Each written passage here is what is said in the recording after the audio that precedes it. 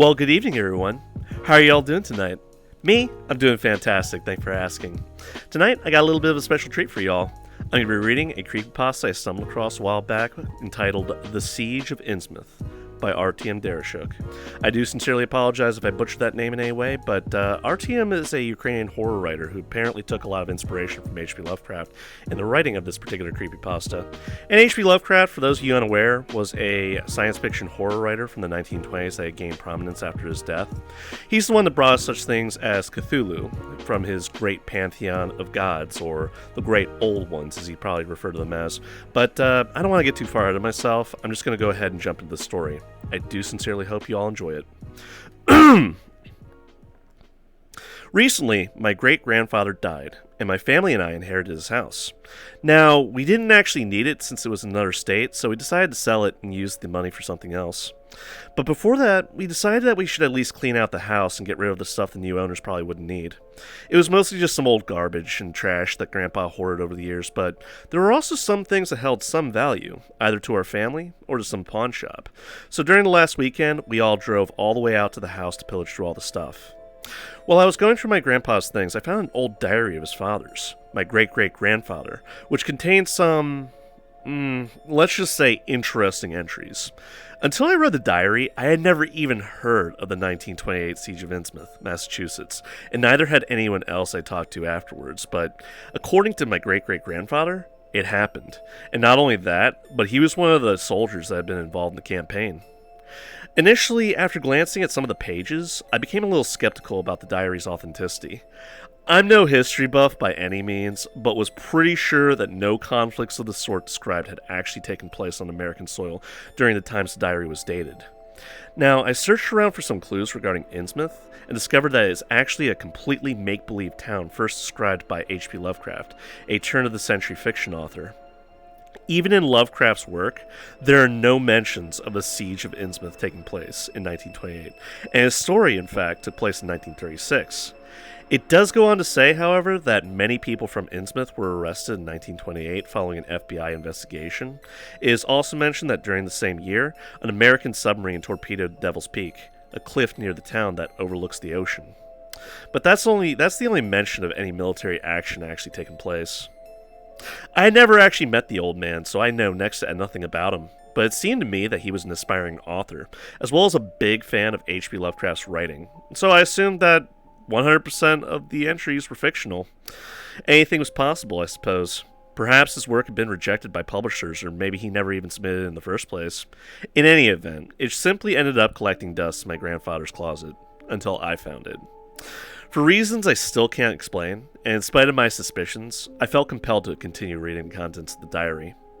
While doing so, I also noticed that the notebook itself was made in 1927 by a small company called Holler & Robbins.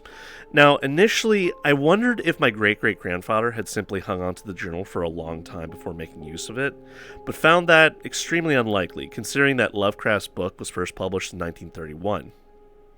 So I did some more research, exerting a lot of effort, and spending quite a bit of time pillaging through mountains of old papers in the archive in my search for answers. And what I found was somewhat concerning. I learned that the Holler & Robbins Company, which manufactured the diary in which my great-great-grandfather had been writing, was a small printing company in Massachusetts that had closed down in 1929 during the Great Depression. Again, the diary itself was made in 1927. My great-great-grandfather never lived in Massachusetts, so his only opportunity to buy such a diary would be if he was just passing through the state. What's more, the story Shadow Over Innsmouth wasn't written until 1931.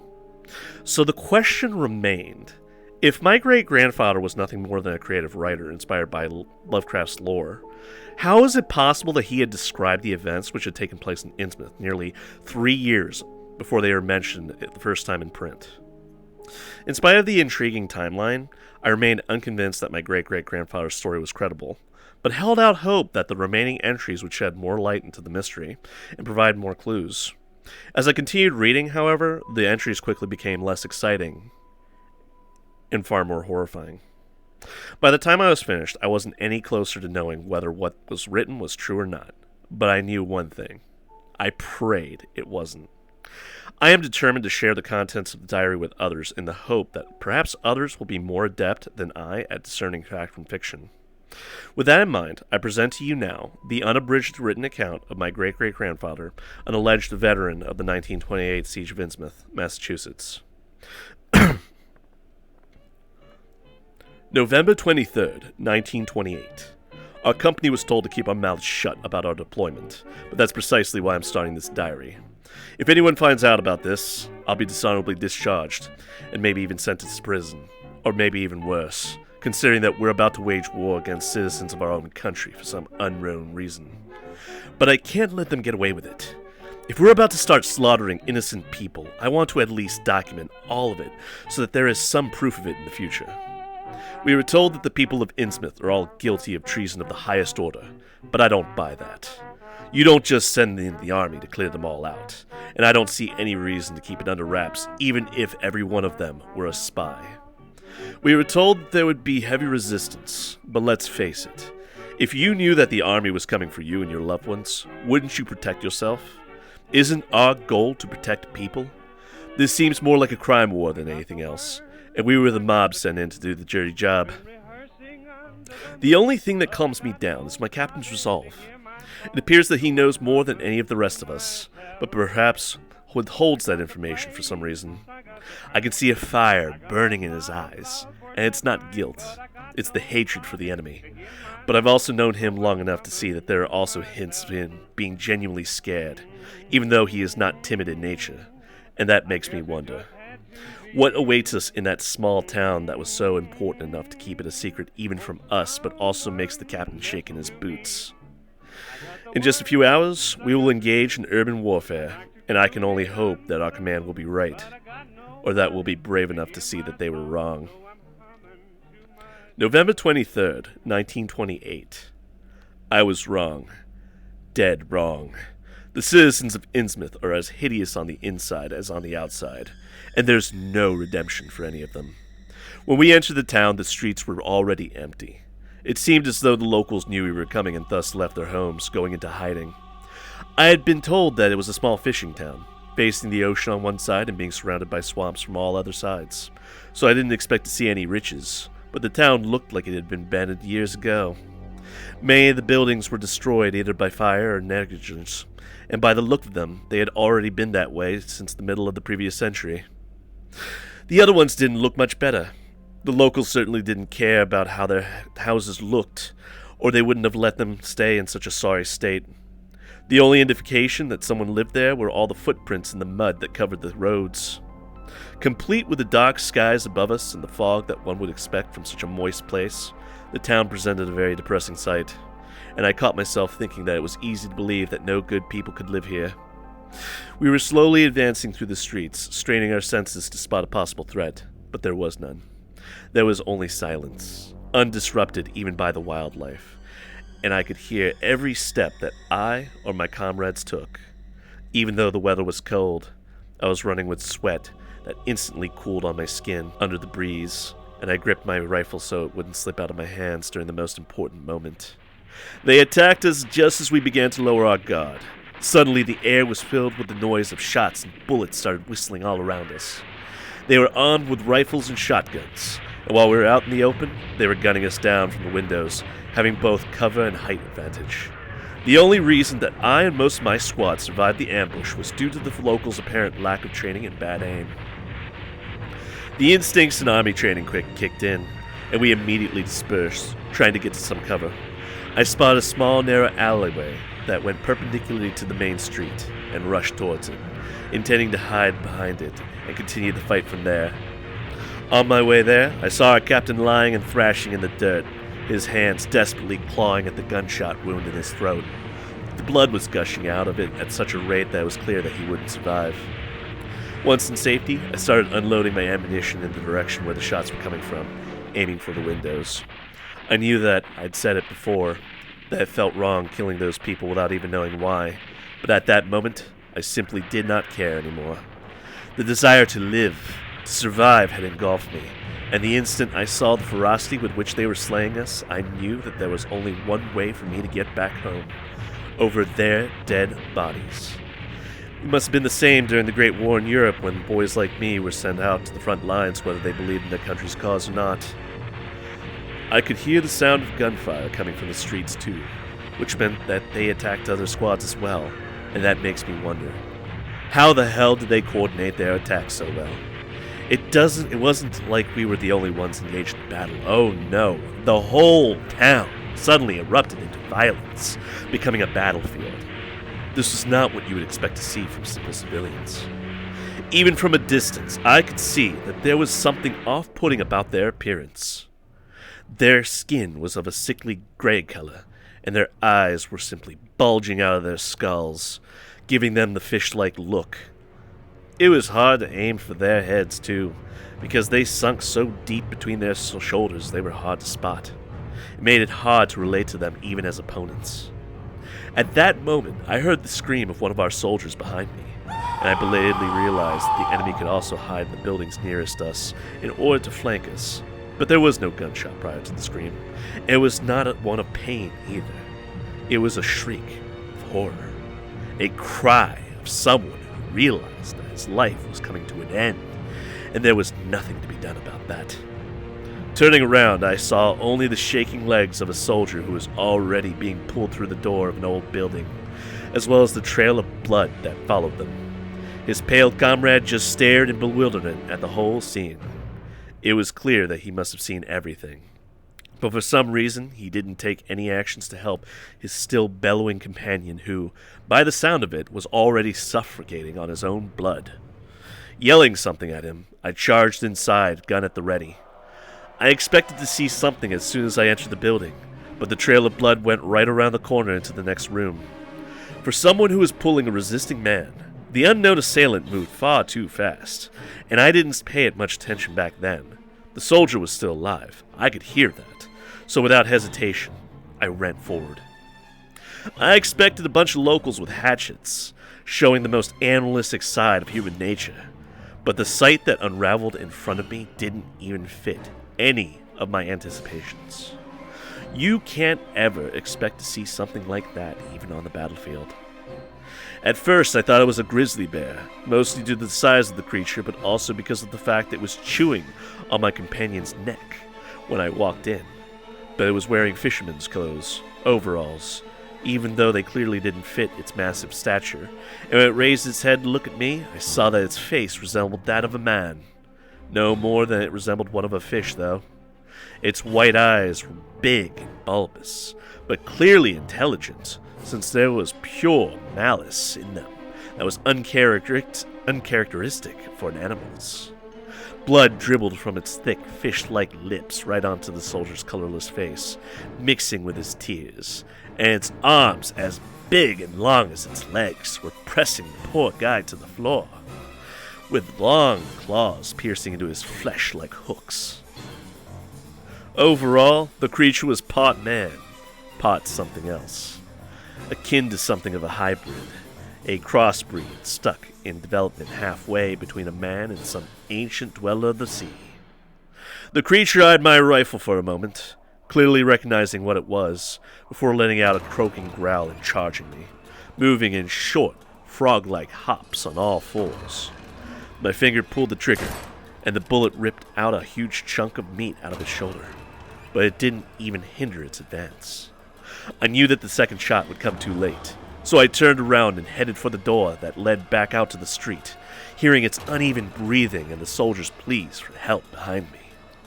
But while I was out of combat, only for a few moments, a lot of things had changed.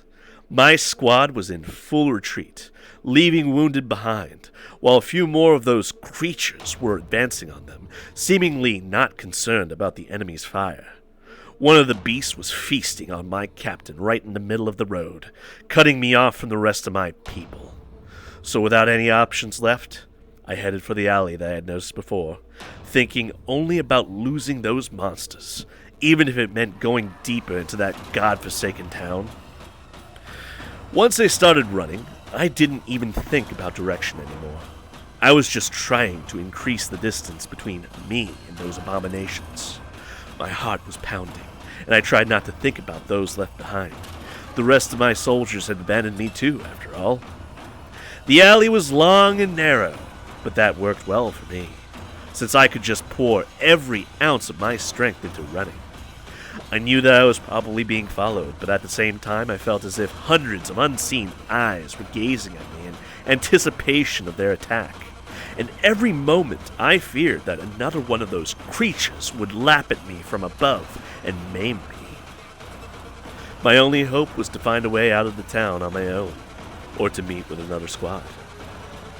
The next thing I realized was that an alley had come to a dead end. The only thing that surrounded me were high walls, with no way to climb over them.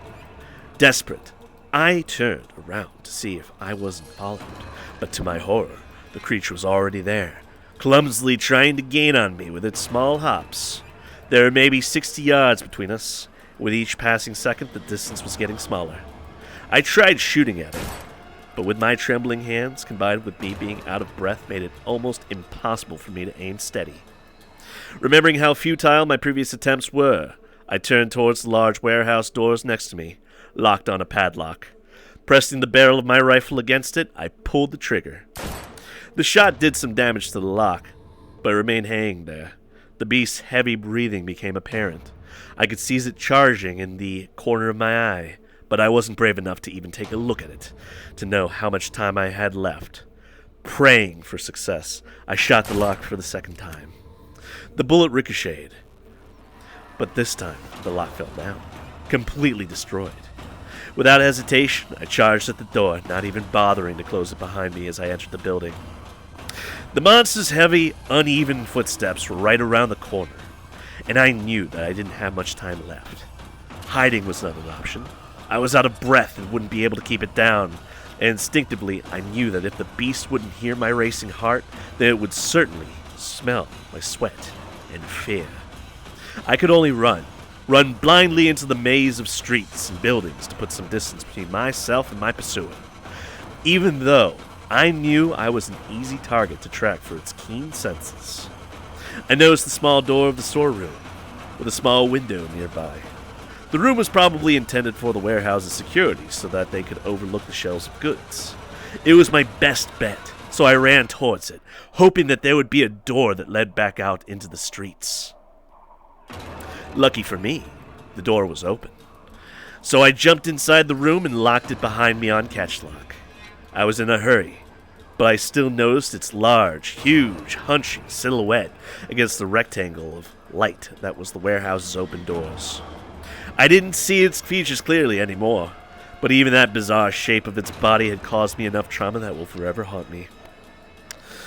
I turned around, my eyes darting around the small room, barely 10 square feet in size, looking for another door only to realize to my horror that there was none.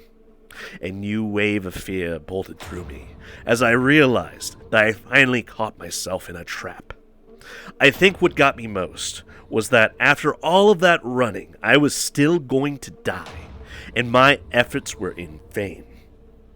I didn't see it coming, but I could hear it. The heavy stomps of its legs and the triumphant croaking howl. I pressed my shoulder against the door, hoping to halt the beast's advance. That was rather naive of me, but I didn't want to go down without putting up a fight. And perhaps, were the beast to charge the door, I would die under its feet, but I decided to break through the window instead. The rain of glass missed me, as did the creature's long, flailing arms. It only put its torso through the window frame, but its mighty hands could reach halfway across the room. Dazed, I blinked, and that instant, I felt its hot breath cover my face in blood and saliva. It was looking right at me. Dropping to my knees, I quickly crawled into the far corner of the room, barely evading the hook-like claws, and once there, turned around, raising my gun. I could see the bloody wound on its shoulder, and the expression of its face made it clear. It wasn't just bloodlust, it was personal. That vile, unearthly monster wanted to exact revenge on me for scarring its flesh, and it would chase me to the ends of the world. Taking a deep breath in, I aimed for its snarling maw, and as my fingers squeezed the trigger, I closed my eyes, unable to face the fact that my gun would be harmless to it. Only the shot was followed by silence. I didn't hear its raspy breath anymore. Carefully opening my eyes, I saw the beast hanging from the window, dead. Its skull now fashioned a large bloody hole, but even in death its face was stretched in a grimace of hatred and violence. Still not believing what I'd done, I exhaled, slowly, as if to not awaken the monster in front of me. My uneven breathing turned into hysterical giggling laughter as I realized that I survived. For now. But as I was wiping the tears of joy and fear, I came to another realization. I was in the middle of their town, far from my comrades, who at that point could very well be on the outskirts of the town already. And the town itself was infested with fish-like monstrosities. What are these things? Were they the reason why we were deployed here? I don't know these answers, but I don't think that their amphibian appearance and the fact that the town is located on the coast of Atlantic are coincidental. I've never heard anything of like that, save for a few fairy tales, but who could believe them before seeing something like this with their own eyes? I don't even want to think how many of them there are in the ocean. And what is the nature of their pact with the locals? Were they always here in the Atlantic? I think so. Perhaps they observed with their hateful eyes from the depths as the Mayflower had swum by them, bringing new people into their territory. And since then, they absolutely resented us, looking for a chance to strike. And perhaps they are everywhere, around the globe. And as we brave their waters more and more, their resentment for us grows, until they will no longer tolerate our presence. I fear what may come with the future. Perhaps this battle is just the beginning of another great war. But I now know that they can be killed, and I will do my best to relay this information to my superiors. Chances are they know already, but if they don't, such information could change the tide of this battle. And if I don't make it to them, then I hope that they will at least find this diary, so that we, who were the first to engage these beasts, are not forgotten. And our sacrifice during the siege of Innsmouth was not in vain. Right now, this diary is the best log of the first fight between humans and the devils that lurk in this accursed town. I don't know where death will find me, but I write this from the cellar underneath the room where my fight took place. Mother, Father, I love you, and I hope you will be all right. November 24th, 1928. I've decided to stay for the night in the cellar, since judging by the silence that has befallen Innsmouth, the main forces of our army decided to fall back. I didn't want to risk going out into the night alone, when more of these creatures could be lurking about. I had to get my thoughts all together before I was ready to head back into the fight anyway, and the cellar provided me with necessary comfort. That said, I had far from a calm night. I could scarcely close my eyes, fearing that they could track me, and every sound made me jump up and grab my gun.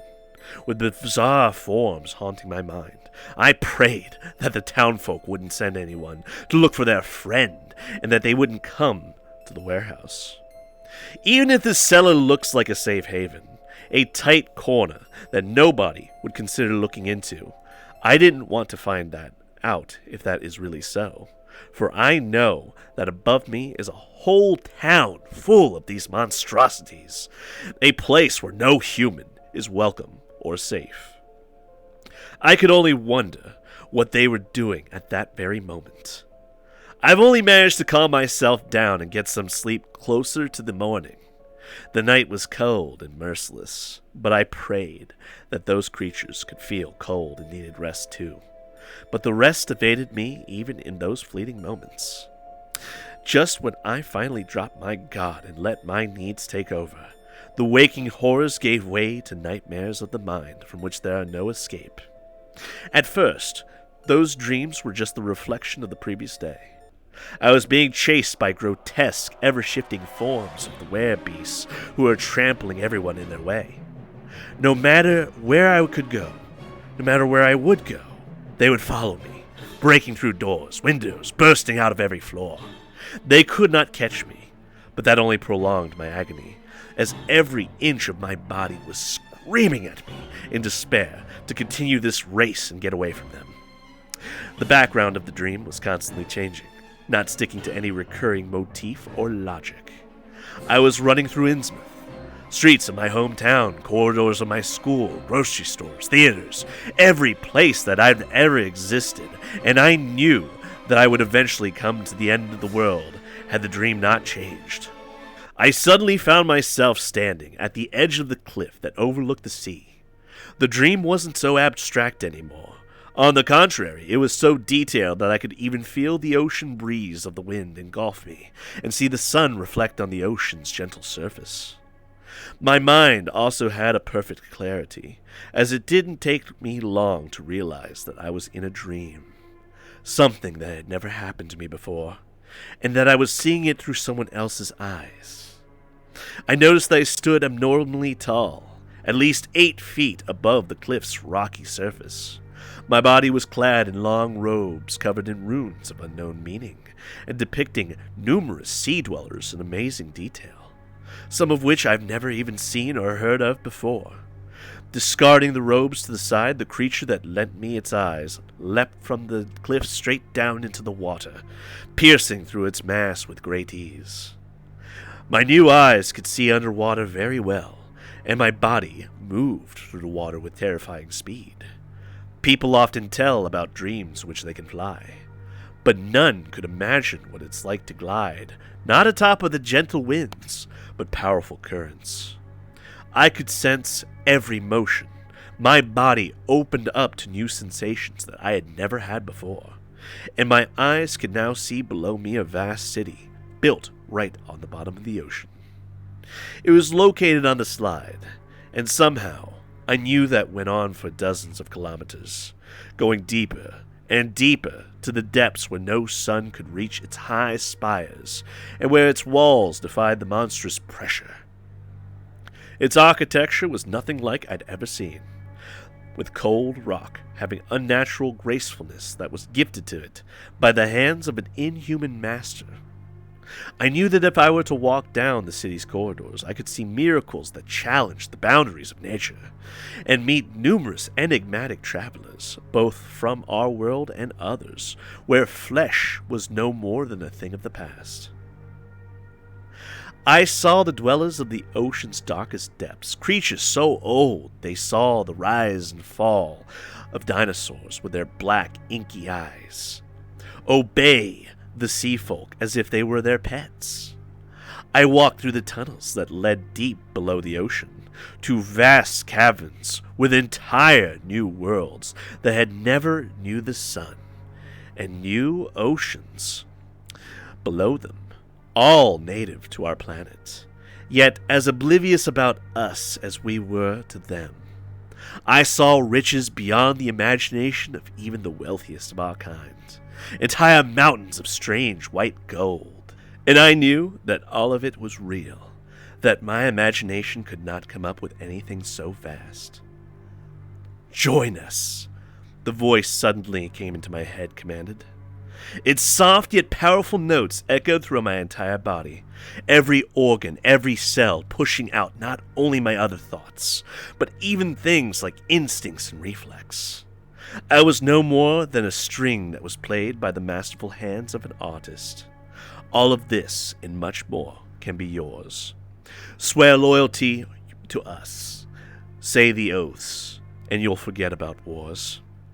The vision changed. I found myself, again, only completely naked. To my horror, I realized that one of those creatures stood next to me, with clothes not concealing its bulky figure anymore. It was approaching me slowly, in a non-threatening way, and a moment later I realized to my disgust that I could clearly see the creature's womanhood. "Give the 3 oaths," the voice continued. "Raise our children. Let your blood run with ours." The meaning of those words became clear to me in a few moments. When the beast grabbed my arms and lifted me up, its powerful arms could tear me apart like wet tissue. But that was not only my main concern at the moment. If anything, I'd rather choose death than what was coming. But no matter how much I struggled, how much I wanted to wake up, to stop seeing these visions and feeling the creature's cold and wet touch, I had no choice but to simply observe, feeling the mix of shame, horror, and disgusting arousal that invaded my mind and got a grip of my body, controlling it to satisfy the creature's urges. As the creature got what it wanted from me, the voice in my head returned, whispering its warnings. Refuse and pay the consequences. The gray-skinned beast in front of me suddenly started changing, its features waxing and shifting. I observed in abstract horror as it spawned new eyes, maws, claws, and fangs right on its skin that bubbled and bulged and tore and melted away to give way to these new abominations. No matter how I struggled, I could only watch as that heap of flesh began devouring me. At that moment, I finally woke up, looking around for any threats that might be nearby. But wherever I looked, I could only see bizarre, ever-changing forms of an unnamed beast from my nightmares. Little by little, I calmed down, though the anxiety had already pierced its claws deep into my soul. Were those just dreams, or genuine visions cast upon me? Those nightmares felt too real, too detailed to be born of my weary mind. But if they were real, then how could we fight such a powerful force? What we fought were no more than spawns of an unholy union between man and beast, and they had many more allies. From what I'd seen, I understand that they are no more than temporary occupants of our planet. The ones they tolerate like we tolerate the existence of mice, and that they were using tools to meet their own god-awful demands. Were they to choose so, they could wipe us all out in an instant, leaving no traces of our civilization for our successors to find, just like they probably did in the past. It all comes down to the show of force here, in Innsmouth. Perhaps if we can't defeat them completely, we could at least buy ourselves some time to develop further, to gather strength. The war to come would be truly the war to end all wars. I can hear the gunshots. My company must have begun the advance. Time to go. The corpse of the creature from the other night is gone. It's like it was never there in the first place. I can swear that I didn't hear anything move during the night, but even the crackling of glass under the beast's massive frame, it's too heavy to move it without making a sound. It's like it merely vanished. November 26th, 1928. I can't speak about other wars, but I know for sure that this war is hell, and in more than one way. I've managed to reconnect with my company during their assault 2 days ago, and since then, we've been steadily progressing into the town. We've been progressing very slowly, measuring each step, for each and every building could hold some unpleasant secret, whether it was a gun-wielding group of locals, monstrous beasts, or something else entirely. It turned out that I wasn't the only one who had seen the dreamlike vision. Almost every soldier had seen it, and it caused quite a stir, quite a lot of ruckus in our ranks. There had been a lot of cases when soldiers disobeyed the orders straight out of line, deserted, or simply went mad from all of their experiences. In just 3 days, we've lost a third of our forces, not to the enemy, but to the horror that had forever settled into their souls, as they would rather face imprisonment than spend one more second on that gloomy, insanity-infested battlefield of Innsmouth. I can't say that I blame them. The town was like a proof that God himself had turned the blind eye to the rest of us, letting these monstrosities run free on our land. And our priest was never without work, for many souls began to question their faith and cause. But what could the man in the robe say to people who believed that their very souls were at risk of being dragged to hell? The promises of paradise seemed faint in comparison to the real, physical nightmare that we are facing. It is clear now that our enemy deploys not only the brute force, but some sort of mystical art as well. Throughout the last 2 days, it had been raining non-stop, which I doubt is a mere coincidence, as water seems to rejuvenate these creatures. I personally saw how a mortally wounded creature crawled out of the building and into the rain, only to hop away with a newfound strength. It is also impossible to capture these beasts, either dead or alive. They fight too ferociously until death, and even upon it, their corpses seem to disappear as soon as we look away, even for a moment. Many begin to doubt whether they are even real, or if they are the mirages of some sort, and then we wouldn't be able to kill them. Not to mention that we know that mirages look different. One of the squads went completely insane after they encountered a creature similar to the ones we'd been facing all the time, but many times bigger. With its head towering high above the building and its arms using the roofs for support. It appeared out of the thin air, walked a few yards towards them, and then dissipated into the mist. But that was enough for half of them to commit suicide out of sheer fear. The rest of them degraded to the point that they lost their speech.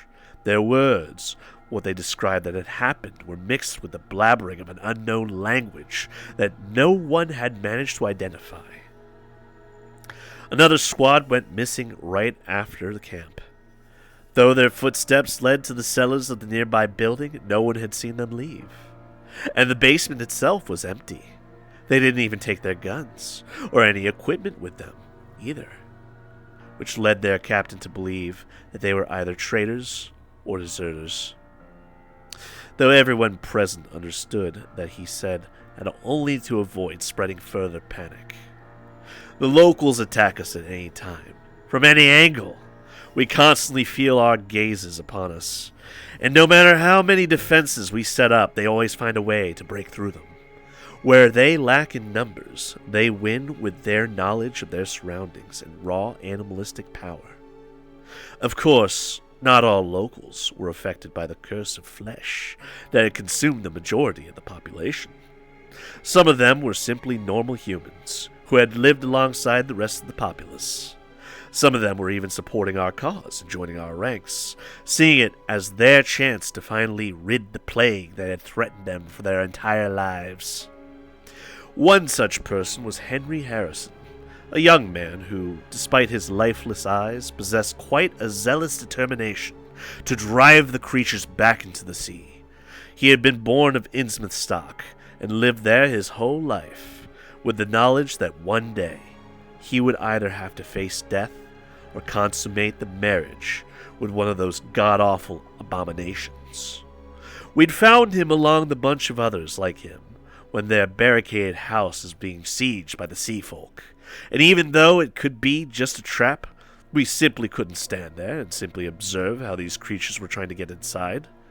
He later told us that they had been fighting back for 2 days straight, from the moment the so-called Cult of Dagon learned about their insurrection. And out of 15 people, only 4 survived. The rest had either been maimed and killed right then and there, or taken alive somewhere else. 2 of the corpses that we had found in that building had shot wounds in the head, killing themselves. Judging by the angle, those poor souls were the ones who did it themselves. Henry said that in their case, death was an easy way out, and warned the rest of us that we better not become their prisoners of war, for we would only make it worse for our comrades. He refused to specify what he meant by that. Henry and his followers were a treasure for our campaign, for they possessed vast knowledge about the town's infrastructure and the inherent dangers that await us there, even if they seemed completely surreal from his words. He also shared a great vast wealth of knowledge, gaining insight of information regarding the origins of those creatures and what they were doing in the city. According to him, these creatures were brought to the town by a captain named Abed Marsh in the middle of the last century.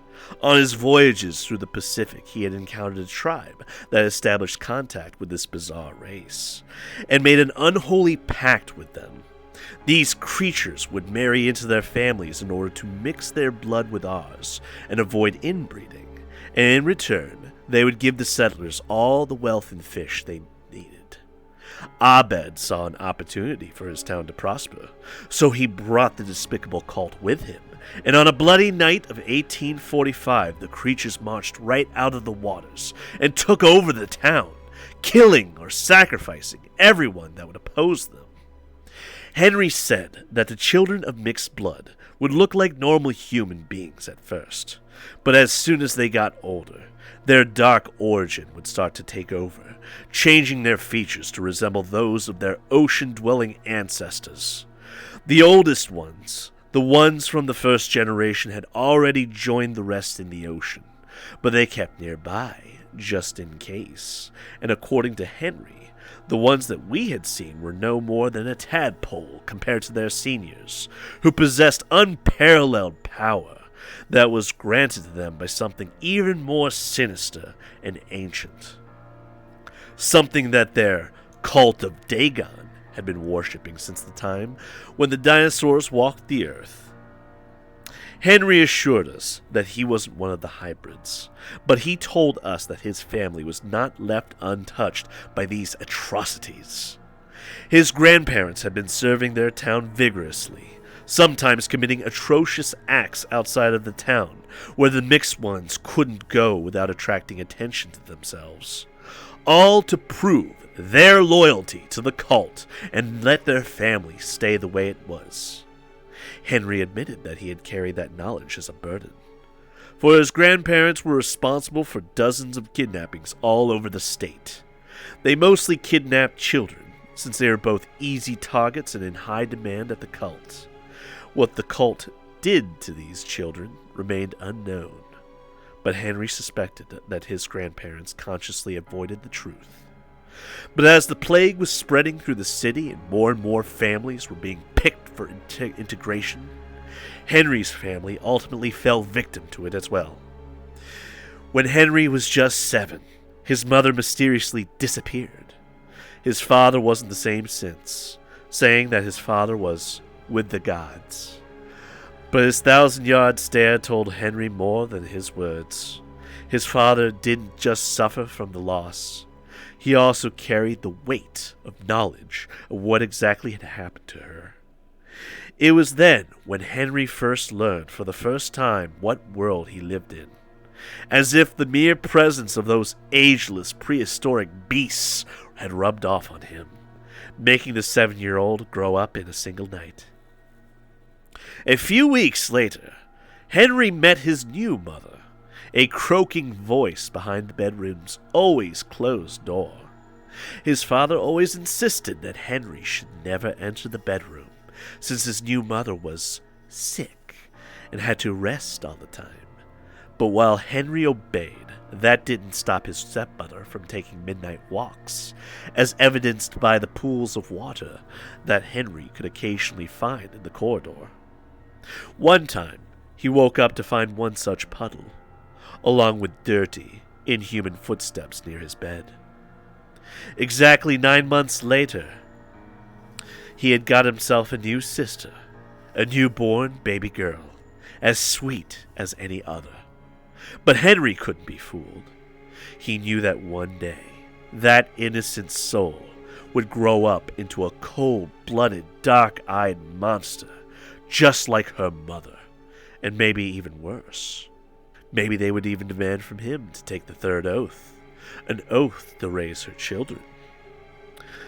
On the night before his rebellion, he took his father's gun from the cellar and shot her right between her sweet little eyes. Her mother wasn't around to protect her, instead choosing to ravage the battlefield, but Henry was sure that she would personally come for him. Henry mentioned that the town had a vast network of tunnels underneath it, connected to most buildings together in one giant maze, and he promised us to help find one of the entrances, but he warned us against going in there, and he refused to venture in himself. God forbid, instead opting for us to blow them up. He explained how the cultists and their family members could find their way into our flanks, so sealing the tunnel seemed like a good idea. But our superiors decided that sending a small, heavily armed squad down there could prove useful, as it presented us with an opportunity to strike down the enemy right into their heart. Tomorrow, it will be decided who shall go there. November 27th, 1928. We've finally established a base inside the town's borders.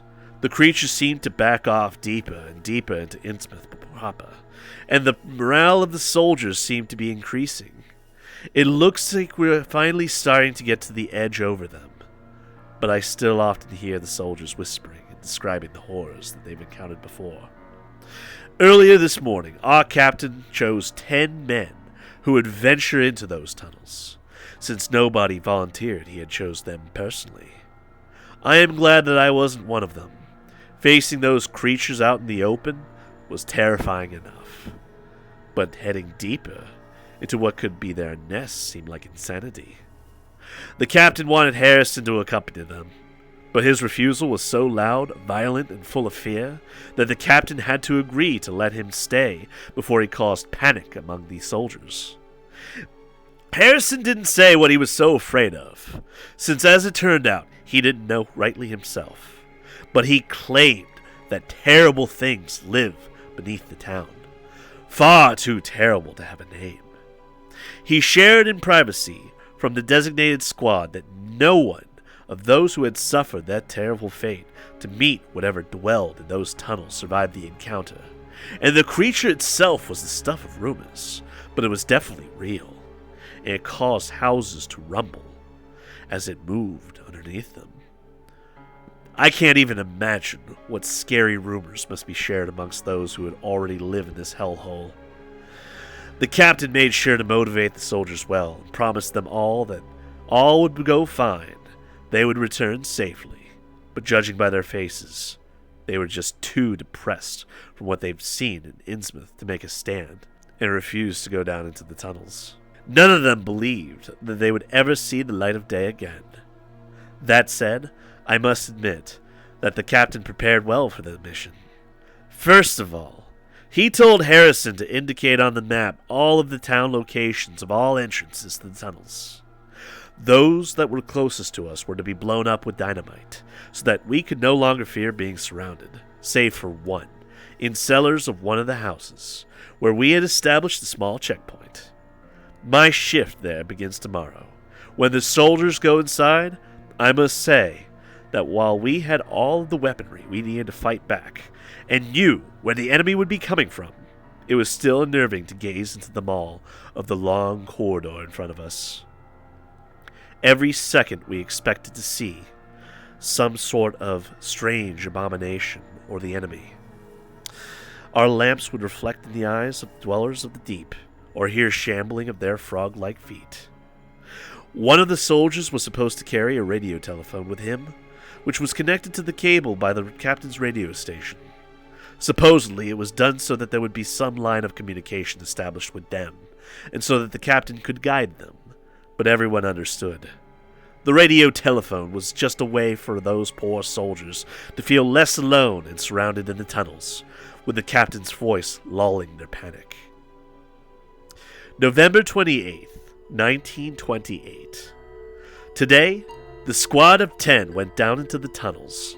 I was there, along with a few other soldiers to guard the entrance, and to serve as reinforcements should the need arise. But by the time the squad arrived, we had been there for a few hours, and while nothing unordinary happened during that time, the sheer pressure of standing near that gateway to the underworld was too much to bear, even compared to the madness-packed, never-ending action of the battlefield. Every second there, I was listening to the tune of the howling wind, fearing that it might bring some other sounds with it. Sounds that, just a month ago, I never even knew existed. I saw the faces of those soldiers as they were passing me and entering the dark and lonely corridor. Some of the faces were scared, others were tired and exhausted by the near constant fighting of the war. Despite the fact that they were armed to the teeth, with each soldier carrying 2 firearms, and 2 of them struggling with the weight of flamethrowers in their hands. None of them seemed combat ready.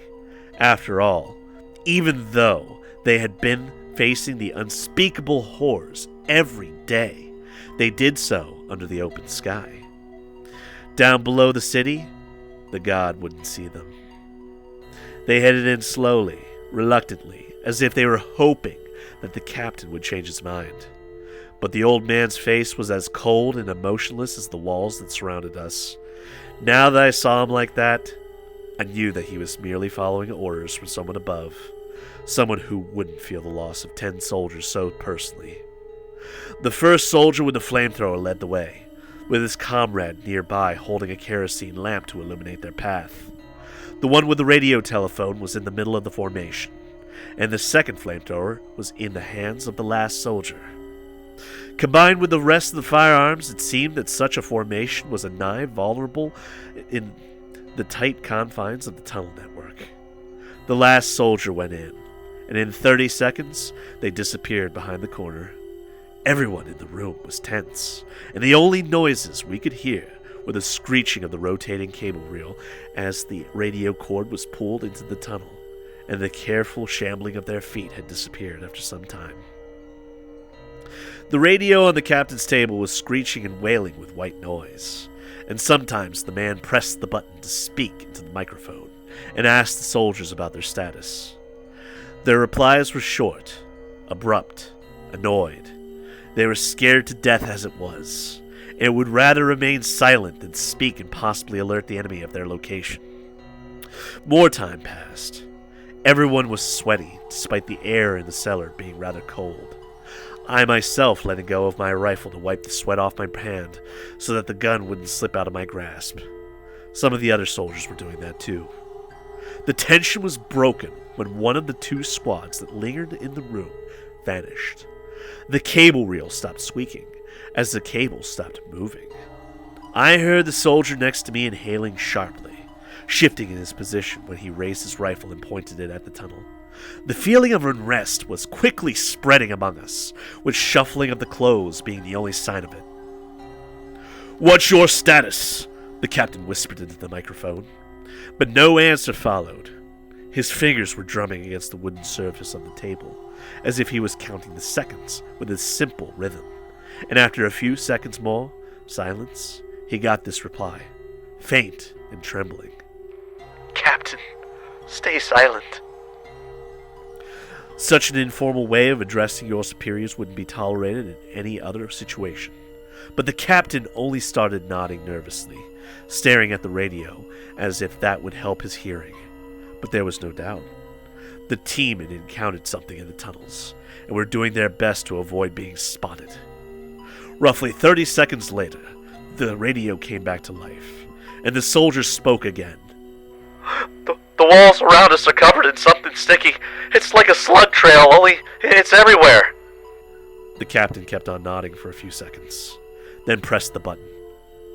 "Trace back to the last safe location."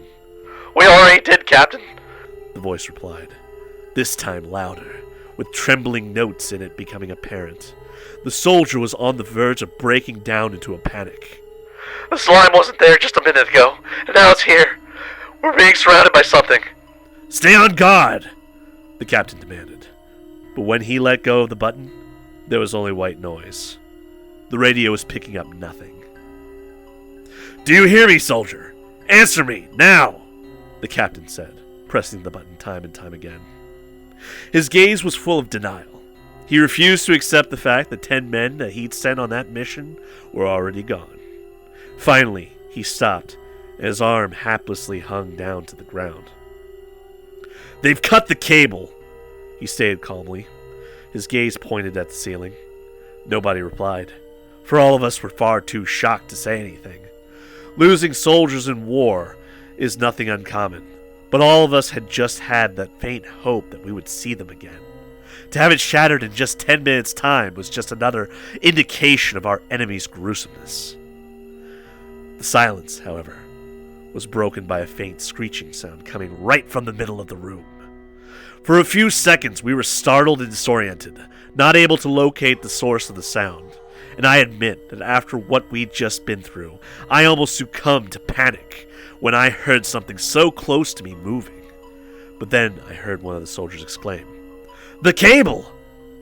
The cable reel was slowly unraveling as the cord was slowly crawling along the floor, in the direction of the catacombs entrance, its black insulation steadily merging into the darkness. Something was determined to eradicate all traces of the squad. A moment later, something on the other side of the cord. How far did it stretch? 300, 400 yards? Yanked it with so much force that the reel tumbled over. Still being pulled, it went right past us, as if it was some other things to attend to down in the tunnels, vanishing all the way. The captain had since demanded that the tunnel must be barricaded and guarded around the clock. He decided against sealing it up completely with dynamite, probably in case some of the troopers were still alive and needed a way out. He spared us of the duty of watching the tunnel, seeing that after what we'd witnessed, we were the last men who would agree to stay there anymore. And it's not just us. I know how many here think that deserting and leaving would be a better option. December 5th, 1928. I swore to write only about the events that happened here, but I can't keep it in me. I need to share my thoughts and secrets with this paper, for it is the only listener I have here. The war gets stagnant, and that realization scares me. Every day brings new losses, and the most dreadful thing is I don't see it as something shocking anymore. Even as I write these lines, I can't feel sorrow. I can't feel anger. There are spikes of vigor every time I have to confront a new horrifying enemy, but after that, I'm seriously drained. Back to apathy, which has already become my common state. The distant gunfire, the whistles of mortars do not evoke fear anymore, and the cries of pain and horror of soldiers have replaced the chirping of birds to which I used to follow sleep at home. I know that I'm not the only one like that. We don't discuss it, but I can see it in the other men as well. The fire that burned bright in their eyes seems to have faded, and the very idea of fighting for the noble cause of humanity's survival appears childish and naive. We fight only for our own survival, to see another day. Perhaps we're not capable of seeing anything beyond that. We face these horrors only to sate the mysterious and unexplained will to live. There are no humans in this war anymore. Nobody ever leaves the battlefield. The captain saw me write in the diary, but neither of us cared anymore. The loss of those soldiers in the catacombs had broken him so much that he doesn't even seek retribution. He has finally, fully joined our ranks. We keep receiving news from other platoons, and there's some morbid fascination in knowing that we aren't the only ones struggling with these spawns of old ages and wizardry. The most standard news is of the soldiers that go crazy during their sleep and either kill themselves or slaughter their entire squad in their sleep. There are also descriptions of beasts that go into battle alongside their inhuman masters, beasts that no human language even has the capacity to describe. On the northern front, where the marshes sped for many miles, our soldiers had to inch through the never-ending fog, where the beasts moved as freely as in water. It was impossible to see, to anticipate their next move, and every step into the gray unknown could be their last. That front had the most casualties caused by friendly fire, for soldiers were too exhausted and shot every shadow that moved. Some claimed that they heard muffled screams of their comrades coming from beneath the mud, and indeed many men went missing there. The rumors went that Innsmouth settlers summoned from the caverns deep in the earth's crust some new allies that fled there millions of years ago, never to be touched by the sun's rays, and no one was sure enough to dismiss such stories, no matter how ridiculous they were. On the southern front, where the locals concentrated an obscene amount of firepower, the soldiers dug deep trenches to protect themselves from it. The veterans from the Great War, who used to scare new recruits with gory stories of trench warfare in Europe, don't do so anymore, because the new soldiers had already had their share. Catching a bullet to the head while peeking out was considered to be an easy way out. What people really feared was that deep in the night, under the wave of frog-legged beasts would find their way inside the dugout labyrinth. And when one of them leaps out at you from behind to corner you, your choice of weapons is limited to bayonets and shovels. Too many night patrols were found in the morning mutilated and hanging from the walls, diminished to a pink paste. And too often, they had to be buried right in the walls they were trying to protect. The Navy had it the worst. I don't know, but the rumors from their front were spreading like wildfire, and as bad as we had it, we couldn't help but feel sorry for them. The demonic ancestors of the locals and whatever else they had brought with them to these lands felt at home in the cold, murky waters, and there was nothing the Navy could do to them. One of the ships was thrown into the rocky coast by a giant tidal wave that appeared out of nowhere. Another ship simply vanished, pulled into the depths by some quiet, unseen force. The command sent a submarine to search for it in order to identify the assailant. When the submarine surfaced, all of the crew was dead, killing themselves in a giant surge of insanity. The walls were smeared in blood and some cryptic writings. After a few more people went crazy from looking at them, it was decided that it was better to sink the submarine down along with all of its contents. The captain says it will all be over soon, that we're encircling the enemy, and soon they'll have nowhere left to run. But the harder we push, the more they resist. The deeper we advance into the city, the more madness we unravel. I fear that by the time we reach their stronghold at the Marsh Mansion, there will be no human capable of facing the evils they'll throw at us. Entry date unknown. I'm not sure how we're still alive. Truly, it is a miracle that I've faced the evils deep beneath the town without losing both my life and sanity. Though I have nothing to be glad about. Any hour now I might lose both. As I write these notes, I'm being kept in a cell somewhere underneath the town. Maybe I'm under the Marsh Mansion, maybe elsewhere. Others here are worried that we might not even be in the States anymore, that the creature had carried us to some unknown labyrinths underneath the ocean. But occasionally the sounds from the outside find their way into these tunnels. I hear the explosions of the artillery, and I hope to hear gunshots soon. Those sounds of war are the only thread of hope we have, that keep us from strangling ourselves or bashing our heads against the walls. Because even those cells collapse under the artillery bombardment, and it's still a fate better from whatever the locals have in stock for us. Initially, there were 8 of us in these cells. We were locked up separately, but we could speak through the locked doors to each other. We didn't discuss the situation we were in. There was nothing left we could do about it anyway. Instead, we were talking about our past before the campaign, taking turns. We were discussing the girls we had waiting for us at home. We shared fond memories of our friends. We listened, holding our breath, when a former farm boy was trying to pick the right words to describe to us the precise taste of the apple cider he and his brother loved so much. As those creatures opened his cell, and were carrying him away for some purpose I didn't even want to think about, he was still recounting how the apple cider was made, and what made it so special to him. Till the very end, he was trying to escape to better times. I try not to think about what happens to those who are taken away. The unknown rituals happening above scare me witless. And when we hear their croaking chanting, we raise our voices. I try to remain hopeful, if only because I have nothing left. Nothing else to do.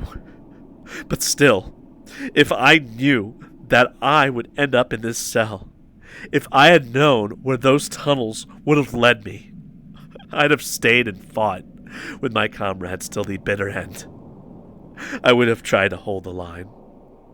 On the morning of November 29th, our camp was attacked by those croaking creatures. They assaulted us from all sides, having nowhere to fall back to. Their inhuman voices were getting into our heads, making it hard to think, and turning us on each other. And their numbers increased with each passing second as unimaginable phantoms and apparitions were popping into reality, drawn to our world by their assailants' command. Their attack was desperate, a last-ditch attempt to squeeze us out of the lands they'd claimed, but it was working. It was hard to pinpoint where they were coming from and where to run. They were everywhere, and all of us were on our own. Even thinking about maintaining formation in that chaos was suicidal. All we were thinking about was survival. I'm glad to say that I start to forget everything that I'd seen take place here. My memory had mercy on me, and spared me from the gruesome, core-shaking details of that day. Back then I was thinking with perfect fear-induced clarity, but now my mind has ditched it so that I can live on, untainted by the trauma. I can remember that my legs led me to that very same cellar with the barricaded entrance to the tunnels. A few soldiers and Henry Harrison were with me, and that was where we intended to take our last stand. Every time some unspeakable monstrosity appeared in the doorway at the top of the stairs, we shot it without thinking, without giving in to its insane ramblings. They were agile, and their time was tough, but the narrow stairway left them with no room to maneuver. But as we were fighting on, we could hear less and less gunshots coming from above. We could hear the screams of the soldiers above us being drowned out in the cacophony of hell that was unleashed upon us. We could hear their bones snap and the hissing of air escaping their lungs through their new holes. And we knew that we only had so much ammunition. One soldier rushed towards the barricade behind us, grabbing the crowbar from the table next to it, starting to tear it down. Another joined him, and together they started making a lot of progress. "No!"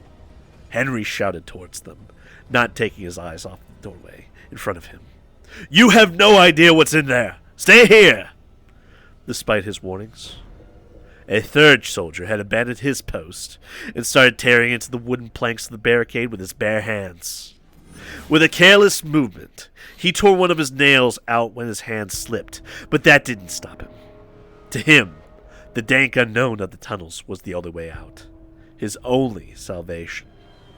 A minute later, they made an opening just wide enough to squeeze in, one man at a time. The first soldier dove in without thinking. The other one grabbed the lamp from the nearby table first and only then followed.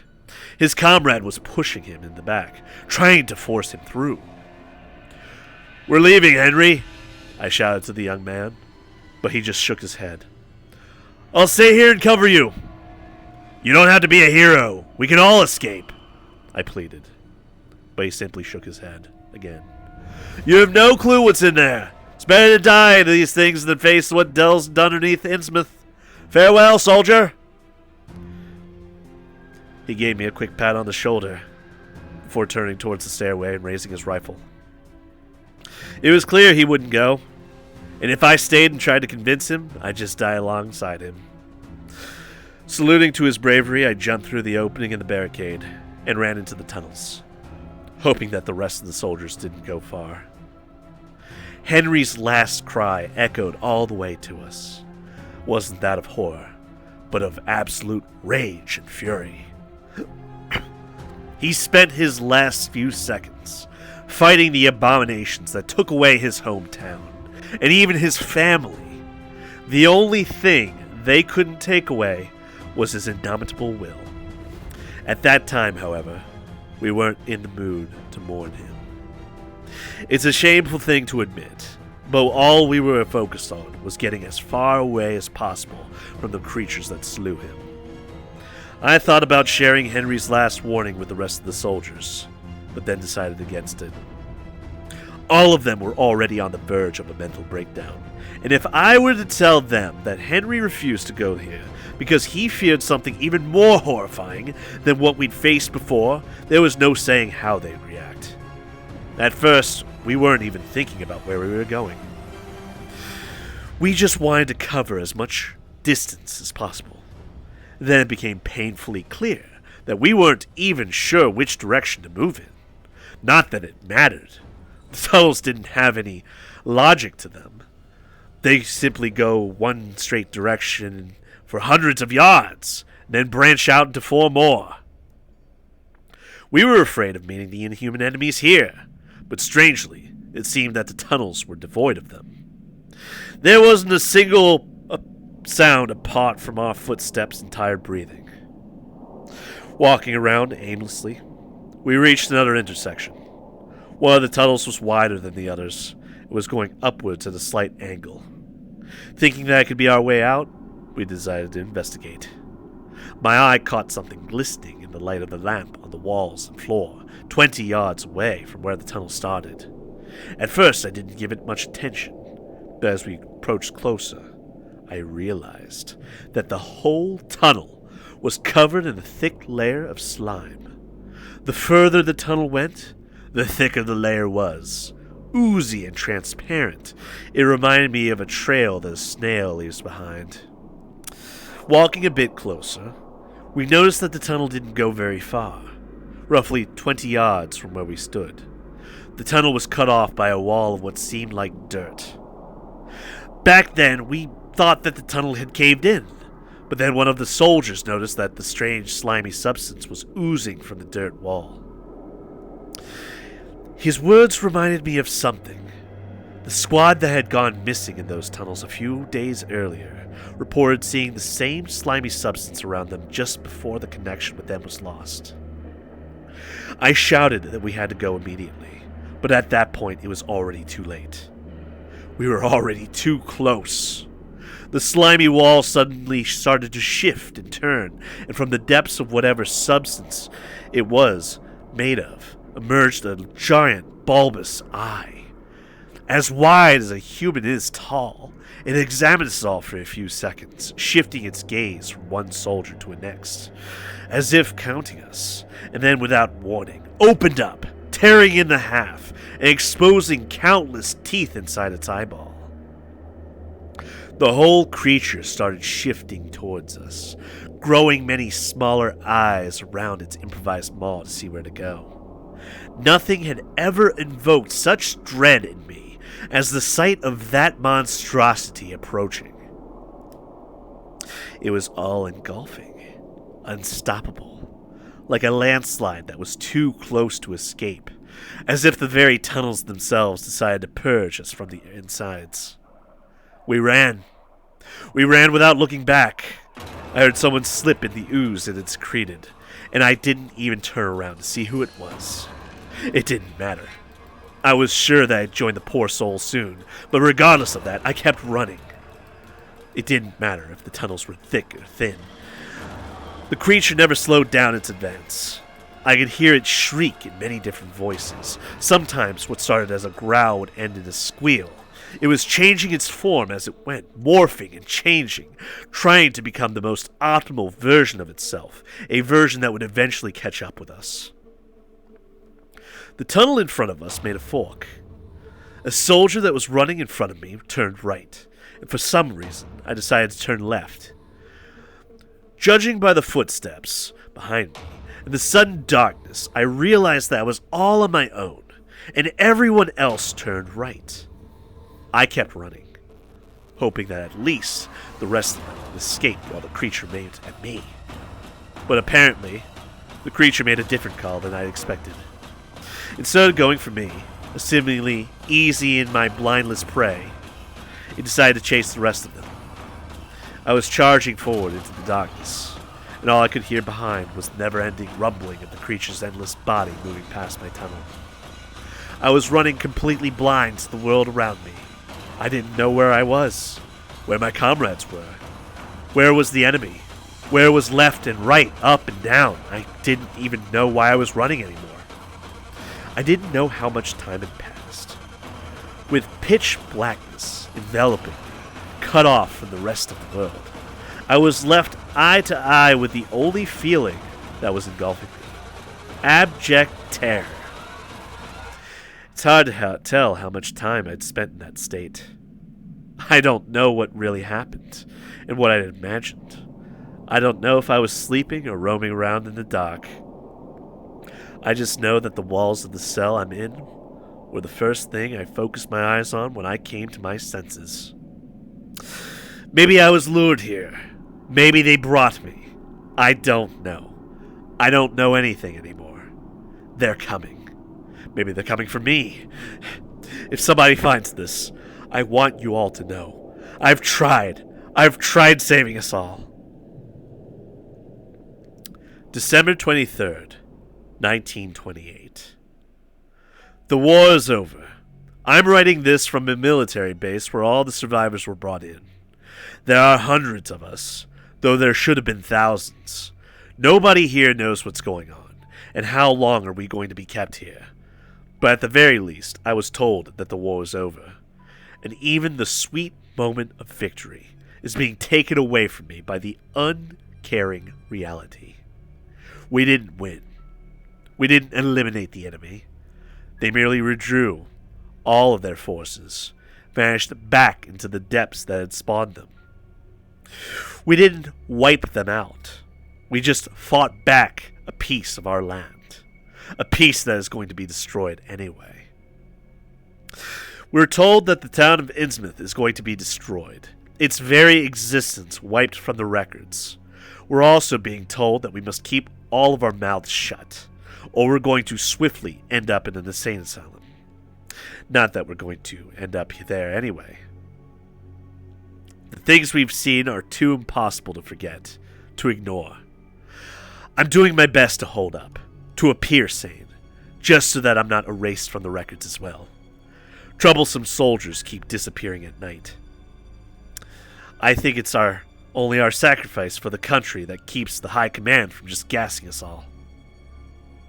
After all, we're the last thread that leads to Innsmouth.